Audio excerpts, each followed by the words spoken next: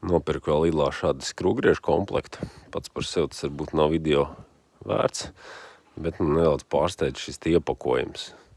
Šāds ir lēts skrūvgriežu komplekts, un viņam ir ritīgi cieta kartona kaste, tā kā iPhone'am principā uz vakumu uzsēžās virsū. Un iekšpusē bija smuki sapakot šādi te viss iekšā, otru kastītes izņēma ārā. Šie skrūvgrieži, viņi ir domāti, lai pa viņiem sistu rāmuru. Un arī plus vēl ir forši tas, ka viņiem ir šī vieta, kur var uzlikt tādu slēdziņu, vēl papildus tā kā spēku pielikt griešanas virzienā. Es teiktu par šie 12 eiro bija tas komplekts, pa 12 eiro. Ja mēs sadalām 12 skrūvgriežiem, tad eiro gabalā, es domāju, ka vispār nav argumentu, lai tādu nenopirkt.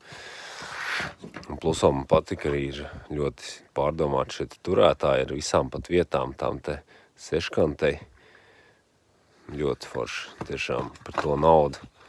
Gudīgi sakot, tas iepakojums pārsteidza. Es teiktu, ka, ja es nezinātu, ka viņi maksā 12 eiro, es teiktu, ka viņi maksā kādu 30 pāri. Un interesanti tas, ka viņiem ir, kā jau visai performance sērijai, ir 5 gadu garantija. Un vispār interesanti, ja es nolaustu galu kādu skrūvgriežu, es viņu varētu nest uz garantiju, un viņi nevarētu atteikt garantiju dēļ tā, ka pa viņu sists rāmuri, jo viņi ir paredzēti tieši tam. Tā kā es pat nezinu, kādā veidā varētu atteikt garantiju, ja salauzts gals būtu, piemēram, nekāda principā, ja viņš ir tam paredzēts. Loģiski, neviens normāls cilvēks droši vien 12 eiro vērts skrūvgriežus nenesīs garantiju, bet principā ir garantija.